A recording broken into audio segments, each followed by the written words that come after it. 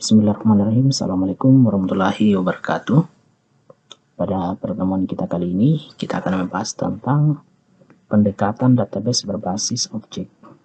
Oke, dalam merancang sebuah database, kita bisa menggunakan dua pendekatan ya. Biasanya kita bisa pakai menggunakan pendekatan berbasis objek, yakni pendekatan yang berfokus pada penggunaan konsep pemrograman yang berorientasi objek dalam bentuk rancangan database. Nah, objek di sini artinya dia berbentuk ya, atau dalam bentuk diagram alir, dan nantinya menggambarkan rancangan dari database yang kita buat. Kemudian, pendekatan ini menempatkan entitas atau objek sebagai pusat dari perancangan database dengan menggunakan diagram. Nah, inti dari pendekatan berbasis objek ini, dia menggunakan entitas atau entity atau objek. Nah, contoh database akademik, entitas yang digunakan atau objek yang digunakan di dalam pembuatan database akademik, yakni seperti mahasiswa, itu kan adalah entitas ya, atau objeknya, atau entitinya. Kemudian entitas yang lain atau objek yang lain itu data dosen, kemudian entitas yang lain lagi ada data mahasiswa dan lain sebagainya. Intinya dia menggambarkan objek-objek yang ada di dalam database tersebut, atau entitas-entitas apa saja yang ada dalam database tersebut. Nah, seperti ini gambarannya. Nah, jika kita merancang database menggunakan pendekatan berbasis objek, maka kita bisa membuatnya dalam bentuk diagram seperti ini. Ada alur data, kemudian ada relasi dan lain sebagainya. Nah, ini yang akan kita praktekkan di pertemuan kita kali ini. Kemudian yang kedua adalah pendekatan berbasis rekor. Nah, pendekatan ini adalah pendekatan yang sifatnya tradisional ya, atau pendekatan yang sudah lama, namun masih dipakai hingga saat ini. Nah, pendekatan ini berfokus pada rekor sebagai unit terkecil dalam database. Nah, setiap rekor memiliki field atau kolom yang merepresentasikan data yang disimpan. Nah, contohnya seperti apa? Nah, contoh seperti ini. Nah, di sini ada satu tabel ya, di mana filenya di sini ada 3. Yang pertama ada kode barang, nama barang, kemudian ada stok. Nah, di dalam file tersebut atau kolom tersebut, di dalamnya lagi ada data. Nah, inilah yang disebut dengan rekor ya. Nah, datanya seperti ini, ada kode barang 001, nama barangnya adalah buku, dan stoknya adalah 58. Kemudian rekor kedua adalah kode barangnya adalah 002, kemudian nama barangnya adalah pensil, dan stoknya adalah 21. Dan rekor yang terakhir adalah 003, kemudian nama barangnya adalah penggaris, dan stoknya 9. Nah, seperti itu dua pendekatan yang bisa kita pakai dalam merancang database. Kita bisa menggunakan sistem berbasis objek yang hasilnya nanti seperti ini, dan kita bisa menggunakan pendekatan berbasis rekor yang gambarnya seperti ini. Untuk selanjutnya kita akan mencoba membuat pendekatan berbasis objek. Untuk membuat pendekatan berbasis objek, kita bisa menggunakan ERD ya. Oke, kita masuk di ERD. ERD atau Entity Relationship Diagram adalah sistem atau data dalam database yang berfungsi untuk memodelkan struktur antara objek-objek data yang memiliki hubungan relatif kompleks ya. Umumnya ERD adalah teknik yang dipakai oleh sistem analis untuk memodelkan kebutuhan data suatu organisasi dalam tahap analisis persyaratan proyek pengembangan sebuah sistem ya. Nah, sistem analis di sini adalah sebuah jabatan atau pekerjaan dalam sebuah organisasi untuk membangun sebuah sistem. Nah, sistem tersebut berbentuk sebuah diagram. Nah, dari diagram inilah yang akan menggambarkan pemodelan struktur dari database itu. Biasanya dipakai untuk menghubungkan beberapa objek data yang saling berhubungan ya. Oke, jadi ada beberapa komponen dalam menyusun ERD ya. Yang pertama ada entitas atau objek, biasa juga disebut dengan entity. Entitas ini atau objek ini adalah komponen pertama penyusun ERD. Nah, biasanya digambarkan dengan lambang persegi panjang ya. Jadi lambangnya dia persegi panjang. Kemudian entitas adalah kumpulan objek yang bisa diidentifikasi berbeda atau unik antara objek yang satu dengan objek yang lain. Jadi setiap entitas itu memiliki ciri khasnya tersendiri atau tidak sama dengan entity yang lain. Jadi entity itu tidak hanya satu ya, bahkan lebih dari satu. Bahkan entity itu lebih dari satu, bisa 3, 4, tergantung dari kebutuhan penyusunan database yang kita mau bangun ya. Nah, gimana contoh penerapan entitas dalam penyusunan ERD? Oke, kita berikan contoh ERD Sistem Informasi Akademik. Nah, entitas yang ada dalam sistem informasi akademik adalah pertama, entitas data mahasiswa, entitas data dosen, kemudian entitas mata kuliah, entitas jurusan, dan lain sebagainya. Intinya komponen-komponen yang ada di dalam database tersebut itu adalah komponen inti dalam penyusunan database. Kemudian yang kedua adalah atribut ya. Selain entitas, komponen kedua yang digunakan dalam penyusunan ERD adalah atribut. Atribut ini adalah komponen yang berada dalam entitas. Nah, komponen tersebut berfungsi untuk menjelaskan karakteristik dari entitas tersebut. Nah, contohnya seperti apa? Nah, contohnya seperti data mahasiswa. Nah, atribut dari data mahasiswa ini adalah NIM atau nomor induk mahasiswa. Nah, itu atribut pertama. Atribut keduanya adalah nama, kemudian alamat, asal sekolah, jurusan, dan lain sebagainya. Nah, itulah yang disebut dengan atribut. Nah, atribut ini memperjelas karakteristik dari entitas itu, ya. Artinya lebih memperjelas data-data apa saja sih yang berada dalam entitas itu. Untuk menggambarkan atribut biasanya kita pakai bundar lonceng ya untuk penulisan RD-nya. Di slide selanjutnya kita akan membahas lebih lengkap tentang atribut. Kemudian yang ketiga adalah relasi. Nah, komponen yang ketiga dalam penyusunan RD adalah relasi. Nah, relasi ini juga sering disebut dengan proses. Nah, dia digambarkan dengan lambang bela ketupat. Nah, relasi ini digambarkan jika ada kaitan dari entitas satu ke entitas lain. Biasanya seperti data mahasiswa berrelasi ke data mata kuliah.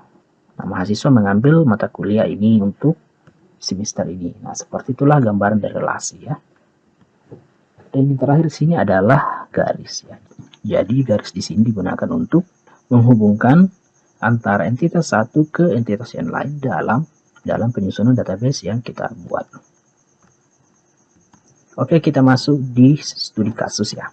Kita akan mencoba membuat ERD dari sistem informasi akademik. Oke, untuk membuat sebuah ERD, syarat yang pertama kita harus memasukkan yang namanya entity atau objek atau biasa disebut dengan entitas. Nah, salah satu entity dari sistem informasi akademik adalah data mahasiswa. Nah, entity di sini digambarkan menggunakan persegi panjang. Oke, kita bisa pakai ini saja. Di sini kita bisa tulis mahasiswa. Nah, selain itu, entity selanjutnya selain dari mahasiswa dari sistem informasi akademik adalah dosen ya. Oke, saya copy saja. Dosen. Kemudian entity selanjutnya apa? Entity selanjutnya adalah mata kuliah.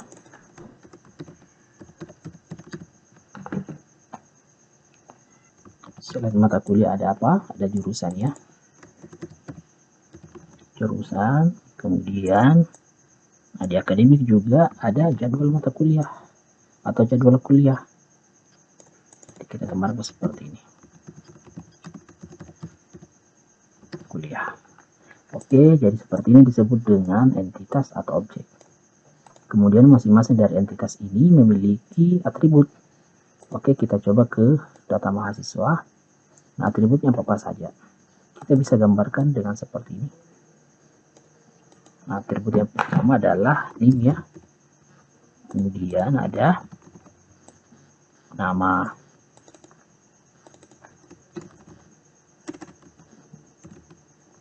Selanjutnya apa?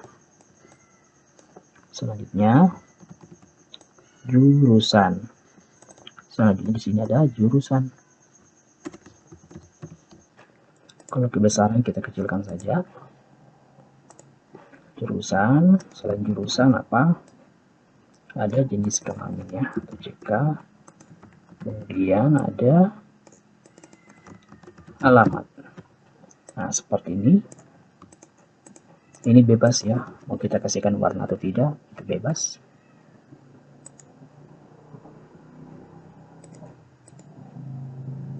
Untuk menghubungkan antara entitas dan atribut, kita menggunakan garis penghubung saja. Nah, seperti ini. Nah, seperti ini lagi. Kemudian seperti ini.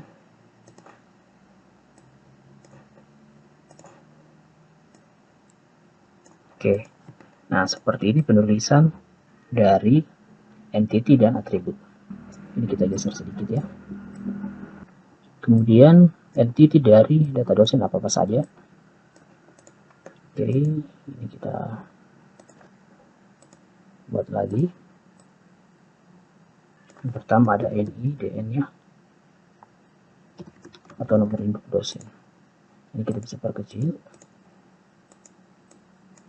Kemudian nama dosen, kemudian ada alamat dan nomor teleponnya. Nah, seperti ini. Sebenarnya kalau kita berbicara tentang atribut itu banyak ya, ada banyak sekali atribut yang bisa kita masukkan dalam sebuah entitas, tapi kita masukkan saja yang penting-penting saja ya. Oke, seperti itu. Kemudian di jurusan, untuk jurusan atributnya hanya dua saja ya. Pertama ada ID jurusan dan nama jurusan.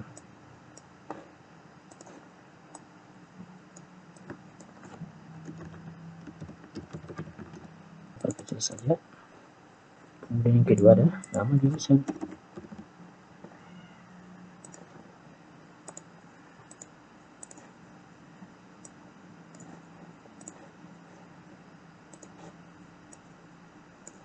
Kemudian di mata kuliah, entitasnya adalah pertama ID mata kuliah. Ini kita copy saja.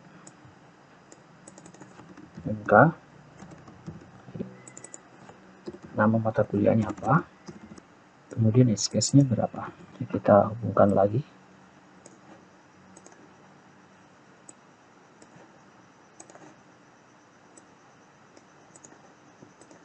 Seperti itu. Kemudian yang terakhir adalah jadwal kuliah. Atributnya apa saja? Untuk jadwal kuliah kita pakai 3 atribut saja ya. Pertama ada jadwal, kemudian tanggal berapa,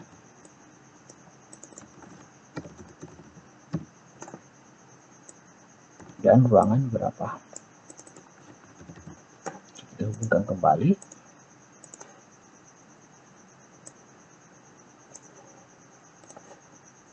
Untuk tata letak dari atribut ini itu opsional ya.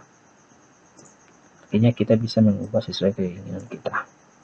Oke, jadi seperti ini penulisan entitas dan atribut dalam perancangan database.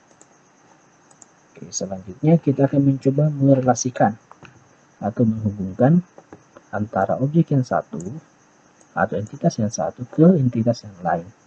Nah, kita bisa geser-geser. Yang pertama saya akan coba hubungkan dari entitas mahasiswa ke mata kuliah. Apa sih hubungan antara mahasiswa dengan mata kuliah? Oke, seperti ini. Nah, di sini kita bisa kasihkan keterangan. Oke, kita coba hubungkan dulu. Nah, di sini mahasiswa mengambil, jadi dia mengambil mata kuliah yang dia akan pelajari. Di sini kita hubungkan kembali. Nah, seperti itu ya. Atau yang bisa di sini. Oke, jadi sudah ada relasi antara mahasiswa dengan mata kuliah. Kemudian dosen memiliki hubungan dengan mata kuliah. Hubungannya apa? Dosen mengampu atau mengambil mata kuliah tertentu. Relasi ini kita copy saja.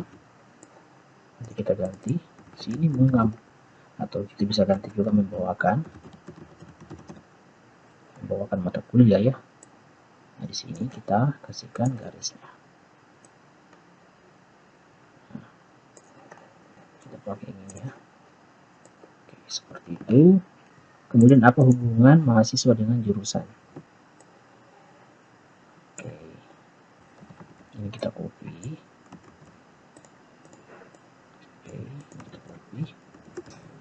Jadi mahasiswa itu mempunyai jurusan apa. Oke, biasanya kan jurusan itu terbagi dua ya, ada sistem informasi atau teknik informatika. Nah, di sini kita bisa gambarkan. Oke, jadi ini disebut dengan relasi. Selanjutnya apa hubungan antara jadwal mata kuliah dengan mata kuliah? Jadi mata kuliah itu memiliki jadwal ya. Nah, di sini kita bisa buatkan lagi relasinya. Kita pindahkan ke bawah. Jadi mata kuliah mempunyai jadwal. Ini jadwalnya. Di sini kita bisa hubungkan lagi.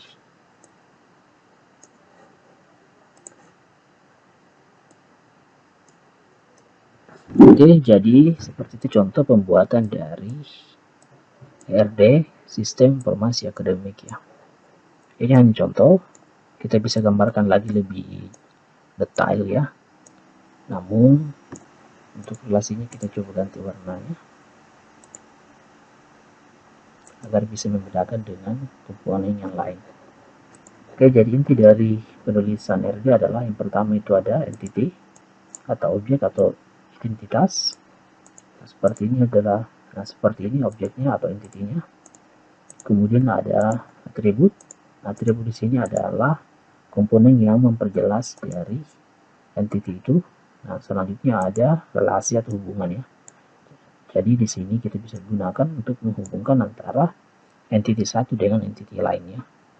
Oke, saya kira seperti itu untuk materi kita kali ini. Saya akhiri dengan ucapan Assalamualaikum warahmatullahi wabarakatuh.